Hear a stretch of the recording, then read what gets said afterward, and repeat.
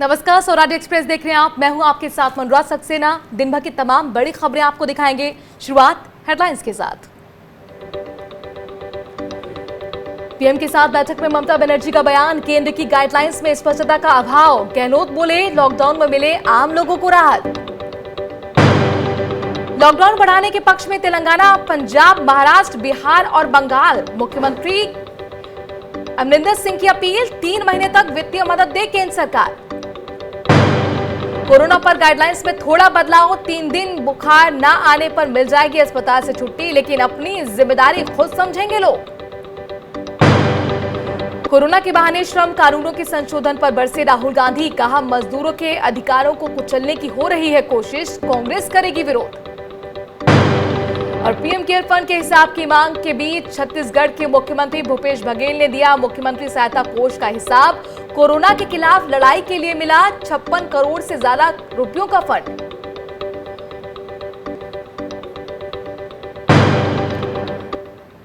मुख्यमंत्रियों के साथ बैठक में पीएम मोदी ने कहा कि सभी राज्यों ने जिम्मेदारी निभाई है, लेकिन अब और ज्यादा फोकस रखने की जरूरत है और सक्रियता बढ़ाने की दरकार है। प्रधानमंत्री मोदी ने यह भी कहा कि चुनौतियों का क्या मार्ग हो, इस पर काम करने की जरूरत है। पीएम मोदी ने यह आश्वासन भी सभी मुख्यमंत्रियों को दिया है कि राज्यों के सुझाव से आगे के दिशा निर्देश निर्धारित किए जाएंगे। इस मीटिंग में पंजाब, महाराष्ट्र, तेलंगाना सरकार ने लॉकडाउन बढ़ाने की अपील की है।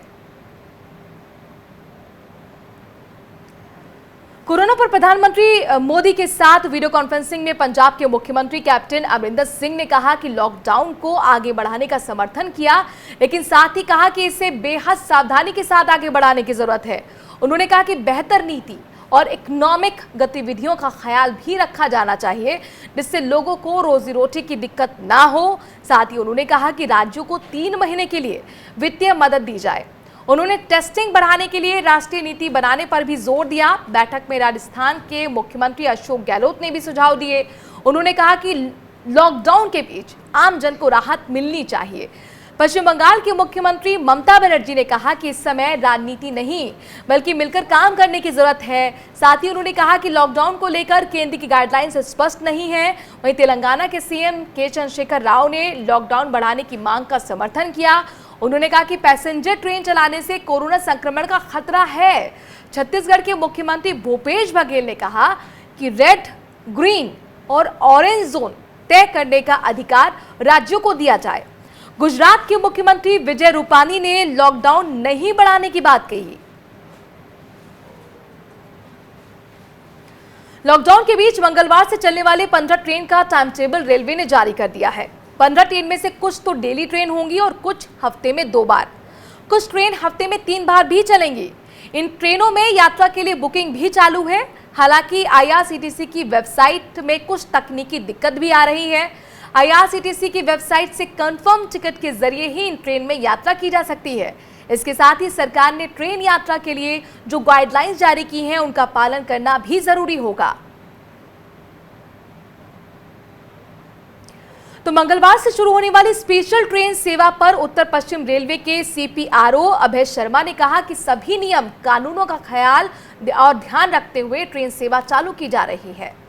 रेलवे द्वारा राजधानी क्लास की स्पेशल रेल सेवाओं का संचालन किया जा रहा है। 15 जोड़ी स्पेशल रेल सेवाएं आरंभिक दौर में इनका संचालन होगा। उत्तर पश्चिम रेलवे की टेरिटरी से एक ट्रेन नई दिल्ली साबरमती नई दिल्ली स्पेशल रेल सेवा का संचालन किया जाएगा। दिनांक 12 मई 2020 को साबरमती से शाम को 6:20 पर रवाना होकर अगले दिन सुबह 8 बजे नई दिल्ली यह ट्रेन पहुंचेगी। जयपुर अगले दिन सुबह अर्ली मॉर्निंग 3:20 पर इसका अराइवल होगा और 3:30 पर इसका डिपार्चर होगा। कांग्रेस के वरिष्ठ नेता और पूर्व वित्त मंत्री पी चिदम्बरम ने कुछ चुनिंदा स्थानों के लिए यात्री रेल सेवा बहाल किए जाने के सरकार के फैसले का स्वागत किया है। उन्होंने कहा कि देश में आर्थिक गतिविधियों को फिर से शुरू करने के लिए अब सड़क परिवहन और विमानन सेवा की भी सीमित शुरुआत होनी चाहिए। पूर्व वित्त मंत्री ने ट्वीट किया कि हम यात्री ट्रेनों को सावधानीपूर्वक शुरू करने के सरकार के फैसले का स्वागत करते हैं। इसी तरह सड़क परिवहन और विमानन सेवा की सीमित स्तर पर शुरुआत होनी चाहिए। उन्होंने कहा कि आर्थिक और वाणिज्यिक गतिविधियों को प्रभावी रूप से शुरू करने का यही एक रास्ता है कि सड़क, रेल और विमानन सेवाओं को खोला जाए। बता दें कि रेलवे 12 मई से चरणबद्ध तरीके से यात्री ट्रेन सेवाएं शुरू करने जा रहा है। शुरुआत में चुनिंदा मार्गों पर अप एंड डाउन मिलाकर 30 ट्रेनें चलाई जाएंगी। कोरोना वायरस के बढ़ते फैलाव और लॉकडाउन की स्थिति को लेकर हुई प्रेस कॉन्फ्रेंस में गृह मंत्रालय के संयुक्त सचिव पुण्य सलीला श्रीवास्तव ने कहा कि किसी भी हालत में प्रवासी श्रमिक सड़क पर और रेलवे पटरी पर सहारा ना लें। अगर वे ऐसा करते पाए जाते हैं तो उनके लिए बस या ट्रेन द्वारा यात्रा की व्यवस्था की जाए। उन्होंने कहा कि प्रवासी श्रमिकों के लिए चलाई गई विशेष ट्रेनों के माध्यम से 5 लाख से ज्यादा लोगों को उनके राज्यों में पहुंचाया जा चुका है। अब तक 468 विशेष ट्रेनें चली हैं, जिनमें से कुल 10 मई को 101 ट्रेनें चली थी। श्रमिकों के लिए चलाई जा रही विशेष ट्रेनों के माध्यम से अब तक 5 लाख से अधिक यात्रियों को उनके गंतव्य स्थान तक पहुंचाया गया है। अभी तक 468 विशेष ट्रेनें चल चुकी हैं, जिनमें से कल 10 मई को 101 ट्रेनें चली थी। कोरोना मरीजों को लेकर स्वास्थ्य मंत्रालय की गाइडलाइंस में बड़ा बदलाव किया गया है। स्वास्थ्य मंत्रालय ने ये बदलाव कोरोना मरीजों को डिस्चार्ज करने को लेकर किया है। इसमें 3 अलग अलग तरह के मरीजों के लिए अलग अलग डिस्चार्ज और टेस्टिंग नियम बनाए गए हैं। पहले जहां सब मरीजों को डिस्चार्ज करने से पहले RT-PCR टेस्ट किया जाता था, अब उस नियम को भी बदल दिया गया है। नई गाइडलाइंस के मुताबिक माइल्ड यानी कि हल्के लक्षण वाले मरीजों को 3 दिन तक बुखार नहीं आया तो 10 दिन में अस्पताल से छुट्टी मिल जाएगी। थोड़े गंभीर लक्षण वाले मरीज का बुखार अगर 3 दिन में उतर जाता है तो अगले 4 दिन तक शरीर में ऑक्सीजन की मात्रा 95% से ज्यादा रहती है, तो ऐसे मरीजों को 10 दिन के बाद डिस्चार्ज किया जा सकता है। वहीं तीसरी कैटेगरी यानी कि ऐसे गंभीर मरीज जो ऑक्सीजन सपोर्ट पर हैं, उन्हें लक्षण दूर होने के बाद ही डिस्चार्ज किया जाएगा। सबसे बड़ी बात, डिस्चार्ज होने के बाद मरीज को अगले 7 दिन होम क्वारंटीन में रहना होगा, जो पहले 14 दिन का था। जो केसेस जो कि माइल्ड हैं, वेरी माइल्ड हैं या प्री सिम्टोमेटिक केसेस हैं और कोविड केयर फैसिलिटी में एडमिट हैं, अगर सिम्टम की शुरुआत के 10 दिनों में उनको 3 दिन तक फीवर ना हो तो उन्हें डिस्चार्ज किया जा सकता है। ऐसे समय में डिस्चार्ज से पहले टेस्टिंग करने की आवश्यकता नहीं है, लेकिन डिस्चार्ज के बाद भी 7 दिनों के लिए उन्हें होम आइसोलेशन का पालन करना पड़ेगा। मध्य प्रदेश के पूर्व मुख्यमंत्री दिग्विजय सिंह ने मध्य प्रदेश में फंसे बिहार के छात्रों का मुद्दा उठाया है और उनकी सकुशल वापसी के लिए बिहार के मुख्यमंत्री नीतीश कुमार को पत्र लिखा है। दरअसल बिहार के 1800 छात्र मध्य प्रदेश के अलग अलग जगहों में फंसे हुए हैं, जिन्हें कई तरह की मुश्किलें उठानी पड़ रही हैं।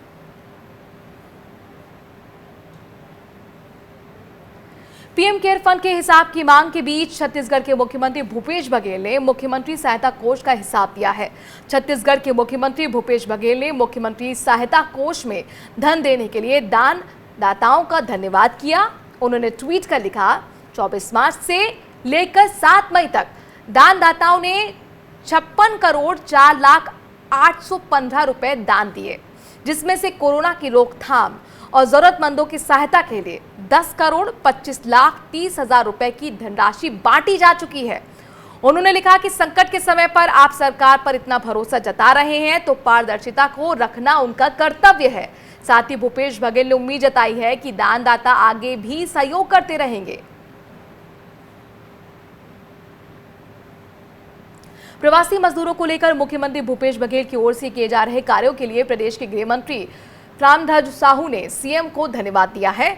मुख्यमंत्री ने छत्तीसगढ़ राज्य से होकर अपने गृह राज्य लौट रहे प्रवासी श्रमिकों के भोजन, पानी और सीमा तक छोड़ने की व्यवस्था सुनिश्चित करने के लिए सभी जिला कलेक्टरों को निर्देश दिया है।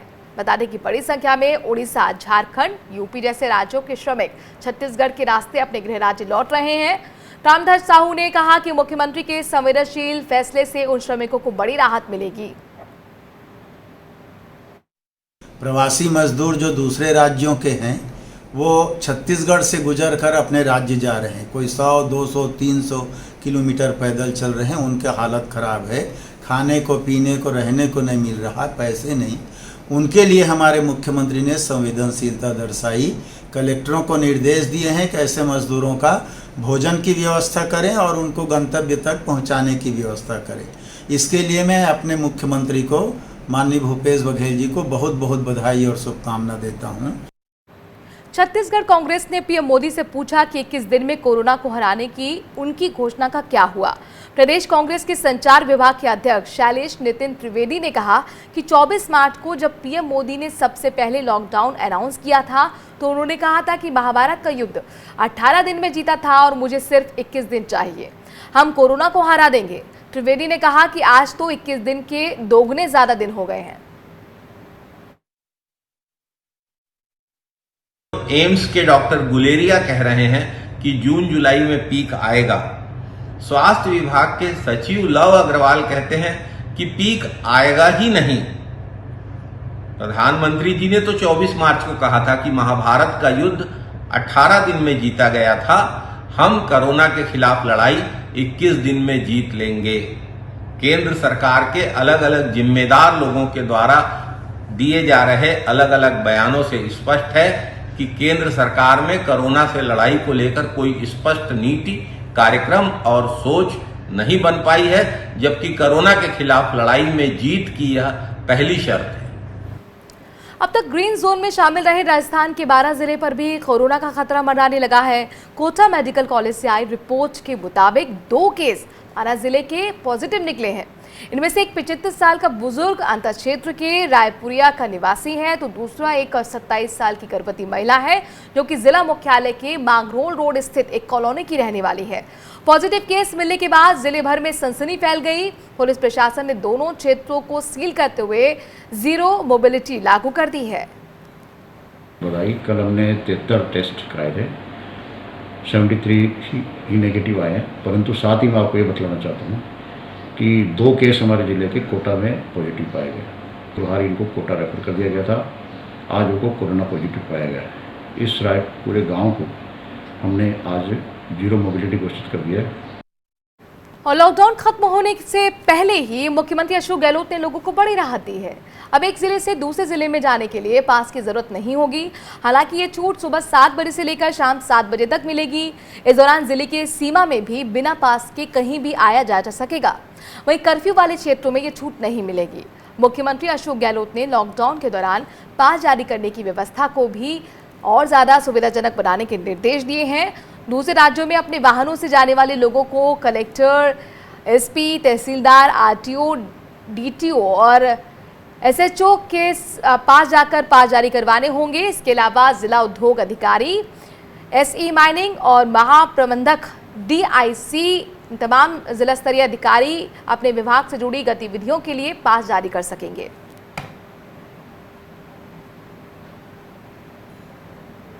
थोड़े से ब्रेक का है, जल्द हाजिर होते हैं।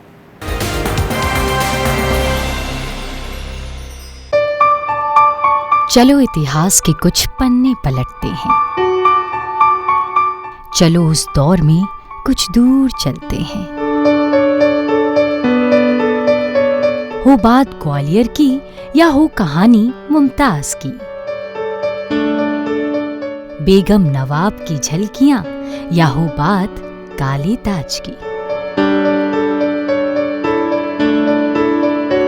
हर तरफ पसरा यहाँ इतिहास है। यूं ही नहीं कहते सभी, मध्य प्रदेश तो कुछ खास है। वक्त के निशान।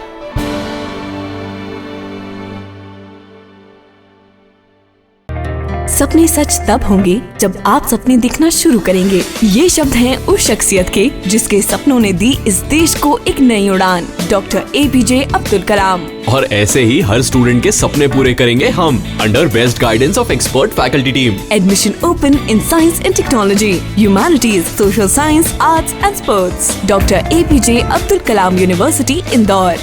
For the details, contact 1800-300-26072। Stream कोई भी हो, बेस्ट करियर ऑप्शन के लिए है Bhabha university. Best faculty, world class infrastructure, scholarships, high tech labs, 27 acre of lush green campus, hostel facility. Admissions open for engineering, pharmacy, dental, computer application, management and agriculture.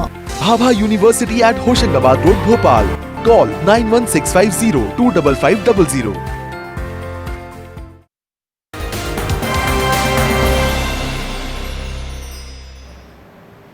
Congress नेता राहुल गांधी ने corona virus की महामारी के कारण जारी लॉकडाउन के बीच कुछ राज्यों द्वारा श्रम कानूनों में संशोधन का विरोध किया है। उन्होंने एक ट्वीट करके कहा है कि इन मूलभूत सिद्धांतों पर कोई समझौता नहीं हो सकता। राहुल ने अपने ट्वीट में लिखा है, अनेक राज्यों द्वारा श्रम कानूनों में संशोधन किया जा रहा है। हम कोरोना के खिलाफ मिलकर संघर्ष कर रहे हैं, लेकिन ये मानवाधिकारों को रौंदने, असुरक्षित कार्यस्थलों की अनुमति, श्रमिकों के शोषण और उनकी आवाज दबाने का बहाना नहीं हो सकता। इन मूलभूत सिद्धांतों पर कोई समझौता नहीं हो सकता। बता दें कि कोरोना महामारी की वजह से दुनिया के ज्यादातर देशों में इस समय लॉकडाउन चल रहा है। लॉकडाउन का सबसे ज्यादा असर अर्थव्यवस्था पर पड़ रहा है और इससे उबरने और उद्योग जगत को पटरी पर लाने के लिए अब तक 6 राज्य अपने लेबर कानूनों में कई बड़े बदलाव कर चुके हैं। कांग्रेस के प्रवक्ता शक्ति सिंह गोहिल ने बीजेपी पर बड़ा हमला किया है। उन्होंने आरोप लगाते हुए कहा कि बीजेपी की सरकारें राज्यों में श्रम कानूनों में बदलाव कर मजदूरों का शोषण कर रही हैं। उन्होंने केंद्र सरकार से आग्रह किया है कि श्रमिकों के हितों की रक्षा करने वाले कानूनों में बदलाव को मंजूरी नहीं दें। शक्ति सिंह गोहिल ने कहा कि बीजेपी की सरकारें कोरोना संकट की आड़ में मजदूरों को उनके अधिकारों से वंचित कर रही हैं। आज इस प्रेस वार्ता में मैं आपसे ये कहना चाहता हूं और आपके सामने डेमोन्स्ट्रेट करना चाहता हूं कि मैं जिन श्रमिकों की बात करता हूं, जिन्हें फायदा देना चाहिए, जिनकी सबसे ज्यादा चिंता करनी चाहिए, उन श्रमिकों के साथ जो व्यवहार भाजपा की 3 सरकारों, स्टेट गवर्नमेंट ने किया है और वही पैटर्न सारे देश में भाजपा की सरकारें वहां करेंगे। श्रमिक संगठनों ने मध्य प्रदेश की बीजेपी सरकार पर अमानवीय ढंग से श्रम कानूनों में संशोधन का आरोप लगाया है। इसे लेकर इंटक C2 और इंटक के आह्वान पर प्रदेश व्यापी विरोध दिवस मनाया गया। श्रम कानूनों में संशोधन के तहत अब काम के घंटे 8 से बढ़ाकर 12 कर दिए गए हैं। जिन कारखानों में 300 से कम मजदूर हैं, वहां कोई श्रम कानून नहीं होगा, यानी मालिक को समय पर सम्मानजनक वेतन, मजदूरों को देने, स्थायी नौकरी देने की अनिवार्यता से मुक्त कर दिया गया है। महिला श्रमिकों को रात की पाली में काम करवाने की भी अनुमति मालिकों को अब दी गई है।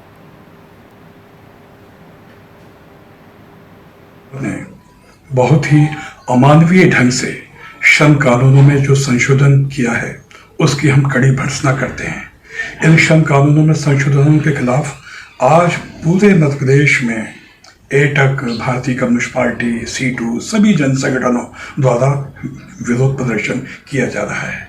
क्योंकि लॉकडाउन है, लॉकडाउन के कारण जो जहां जैसी स्थिति में है वो अपनी तरह से इसका विरोध प्रदर्शन कर रहा है। कोरोना के कहर से महाराष्ट्र सबसे ज्यादा पीड़ित है, लेकिन इस बीच मुख्यमंत्री उद्धव ठाकरे को बड़ी राहत मिल गई है। महाराष्ट्र के मुख्यमंत्री उद्धव ठाकरे का विधान परिषद का निर्विरोध सदस्य चुना जाना तय हो गया है। लॉकडाउन के बीच मुख्यमंत्री उद्धव ठाकरे ने विधान भवन जाकर अपना नामांकन दायर किया था। इससे पहले रविवार को कांग्रेस ने 2 के बजाय एक प्रत्याशी उतारने का फैसला लिया था, जिसके बाद मुख्यमंत्री उद्धव ठाकरे का निर्विरोध चुना जाना तय हो गया था। आज नामांकन दाखिल करने का अंतिम दिन था। जालंधर में कर्फ्यू के बीच बिना पास के लोगों को घूमने पर पुलिस को ऐसे लोगों को चालान काटने की सलाह देना पत्रकारों को भारी पड़ा। जालंधर के आदमपुर में ऐसे पत्रकारों पर पुलिस टूट पड़ी और डंडों से पिटाई कर दी। घायल पत्रकारों को आदमपुर के सिविल हॉस्पिटल में एडमिट कराया गया और आदमपुर थाने में कंप्लेन दी गई। इस मामले में SP हेडक्वार्टर रविंद्र पाल संधू का कहना है कि दोषी सब इंस्पेक्टर को सस्पेंड कर दिया गया है और मामले की जांच कर कानूनी कार्रवाई की जाएगी। ਇਹ ਪਾਇਆ ਵੀ ਉਹ ਥਾਣੇਦਾਰ ਵੱਲੋਂ ਜੋ ਕੀਤਾ ਗਿਆ ਉਹ ਠੀਕ ਨਹੀਂ ਸੀ, ਇਸ ਕਰਕੇ ਸਾਰਾ ਮਾਮਲਾ SSP ਸਾਹਿਬ ਦੇ ਧਿਆਨ 'ਚ ਵੀ ਲਿਆਂਦਾ ਸੀ ਔਰ ਪੁਲਿਸ ਲਾਈਨ 'ਚ ਉਹਨੂੰ ਪਹਿਲਾਂ ਹੀ ਅਸੀਂ ਸ਼ਿਫਟ ਕਰ ਚੁੱਕੇ ਹਾਂ। ਹੁਣ ਉਹਨੂੰ ਸਸਪੈਂਡ ਵੀ ਕਰਤਾ ਗਿਆ, डिपार्टमेंट ਵੱਲੋਂ ਦੀ ਖੋਲਤੀ गई। पटना में कदम कुआं सब्जी मंडी के लोगों ने कोरोना वॉरियर्स का सम्मान किया। लोगों ने नगर निगम के वॉरियर्स यानी सफाई कर्मियों को फूलों के मुकुट के साथ हार पहनाकर उनका उत्साह बढ़ाया। संकट के इस घड़ी में डॉक्टर्स, पुलिस और सफाई कर्मी ही योद्धा बनकर कोरोना को दूर भगाने के लिए लड़ाई लड़ रहे हैं। साथ ही सामाजिक दूरी का भी ख्याल रख रहे हैं और इसके सम्मान के लिए आम लोग भी कोरोना वॉरियर्स को सल्यूट कर रहे हैं ताकि वॉरियर्स का उत्साह बना रहे। सेना लोग बॉर्डर पे खड़ा होके हम लोग को सुरक्षा प्रदान कर रहे हैं, उसी तरह ये सफाई कर्मी, स्वास्थ्य कर्मी और पुलिस कर्मी तीनों ने अपने अहम भूमिका इस कोरोना महामारी में अदा किया है और इसलिए ये निश्चित तौर पे इसके भागीदार हैं। सफाई कर्मी लोग हैं, सारे लोग आए हुए हैं। पुलिस वालों को भी इन लोगों ने बुलाया है सम्मानित करने के लिए, डॉक्टर्स को भी बुलाया है, स्वास्थ्य कर्मियों को भी बुलाया है। कोरोना से बचने के लिए सोशल डिस्टेंसिंग का पालन करने की लगातार अपील की जा रही है, लेकिन कुछ लोग पर इसका असर होता दिखाई नहीं दे रहा। यूपी के शामली के दखोड़ी जमालपुर में लॉकडाउन के बीच सैकड़ों लोगों की पंचायत हुई। सोशल डिस्टेंसिंग के खुलेआम धज्जियां उड़ी, जिसका वीडियो वायरल होने पर पुलिस अब पहुंची, जिसे देखकर लोग अब भाग खड़े हुए। गांव में दो पक्षों में जमीन विवाद को लेकर दरअसल यहां पर झगड़ा हो गया था और एक पक्ष ने दूसरे पक्ष पर मुकदमा दर्ज करा दिया था। उसी झगड़े को लेकर पूर्व प्रधान नियम कानून ताक पर रखकर 3 दिन से लगातार पंचायत कर रहे थे, जिससे सैकड़ों की भीड़ वहां पर जुटी रही। कोरोना लॉकडाउन में एक तरफ किसान बाजार भाव ना मिलने से परेशान हैं, दूसरी तरफ पुलिस वालों पर सब्जी बेचने वालों को तंग करने के आरोप भी लग रहे हैं। ये तस्वीरें यूपी के मेरठ के थाना कोतवाली के शराब गेट की बताई जा रही हैं। इसमें पुलिस वालों को सब्जी का ठेला पलटते देखा जा सकता है। जाहिर है कि अगर सब्जियों की बिक्री नहीं होगी, अंतिम छोर पर खड़े किसानों की फसलें नहीं बिक पाएंगी और उन्हें उसे सड़कों पर फेंकने से लेकर मवेशियों को खिलाने तक के लिए मजबूर होना पड़ेगा।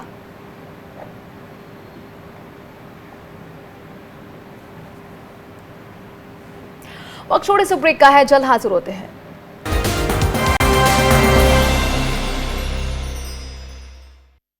RKDF university, a world class university, जहां स्टूडेंट्स को ये ध्यान में रखकर पढ़ाया जाता है कि वो जॉब क्रिएटर्स बन सके, न कि सिर्फ job seekers. So join NIRF ranked university and become CEO of your company. At RKDF University, we focus on all-round development of a student. Courses offering BA, BCom, MA, MCom, BBA, MBA, BSW, MSW, B.Ed, D.Ed, M.Ed. Visit RKDF University at Gandhinagar, Bhopal or call on toll-free number 1800-2700-320. Shri सत्य Sai university का MP में पहला AICTE new Delhi प्रमाणित school of design, जहां है industrial communication and textile design courses. या चुने श्री सत्य Sai university of technology and medical science, जहां है engineering, pharmacy, management, agriculture, homeopathy, law, dairy technology और BHMS जैसे कई कोर्सेज। अधिक जानकारी के लिए विजिट करें स्कूल ऑफ डिजाइन की वेबसाइट www.ssutms.co.in या कॉल करें 9826293590।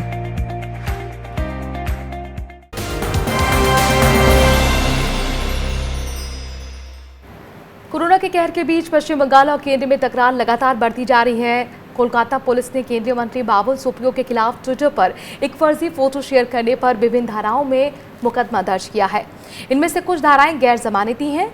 एक वरिष्ठ अधिकारी ने बताया कि उस तस्वीर में मुख्य सचिव राजीव सिन्हा, मुख्यमंत्री ममता बनर्जी के भाई कार्तिक बनर्जी और कुछ दूसरे लोगों के साथ कथित तौर पर शराब पीते दिखाई दे रहे हैं।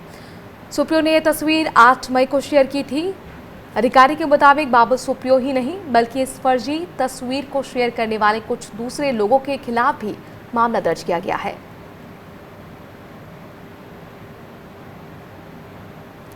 यूपी में 69,000 शिक्षकों की भर्ती के मामले में यूपी प्राथमिक शिक्षा मित्र एसोसिएशन ने सुप्रीम कोर्ट में चुनौती दी है।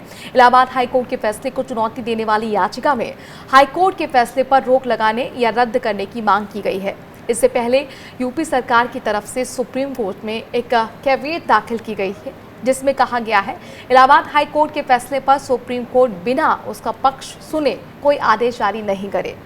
बता दें कि इस मामले में इलाहाबाद हाई कोर्ट की लखनऊ पीठ ने अपना फैसला सुनाया था। उसके बाद यूपी में बेसिक शिक्षा परिषद के स्कूलों में सहायक शिक्षकों की भर्ती का रास्ता साफ हो गया था। उत्तर प्रदेश के शिक्षकों की बड़े पैमाने पर होने वाली भर्ती लटकी हुई थी। इसका कारण कट ऑफ मार्क्स से संबंधित विवाद था। इस मामले में इलाहाबाद हाई कोर्ट ने प्रदेश सरकार के कट ऑफ बढ़ाने के फैसले को सही बताया था। इसके अलावा इस भर्ती प्रक्रिया को 3 महीने के अंदर पूरा करने का आदेश दिया है।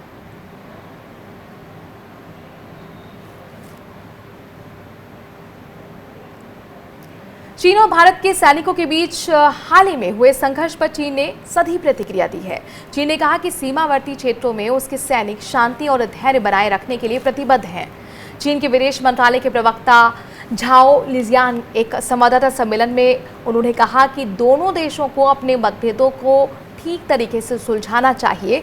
उन्होंने कहा कि सीमा मामलों को लेकर चीन और भारत मौजूदा व्यवस्था के तहत एक दूसरे से अक्सर संवाद और समन्वय करते हैं। निज़ियान ने कहा कि ये साल भारत और चीन के बीच राजनयिक संबंधों का 70वां साल है और दोनों देशों ने कोविड-19 से मिलकर लड़ने का फैसला किया है। बता दें कि पूर्वी लद्दाख और उत्तर सिक्किम के नाकुला दर्रे के पास भारत और चीन के सैनिकों के बीच तीखी झड़पें हुई थीं, जिसमें दोनों पक्षों के कई सैनिक जख्मी हुए थे।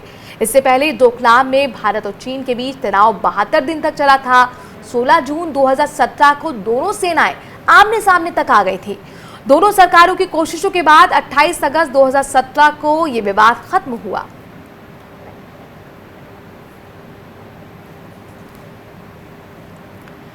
और इसी के साथ वक्त थोड़ी सी ब्रेक का है। देश और दुनिया की बाकी खबरों के लिए देखते रहिए स्वराज एक्सप्रेस।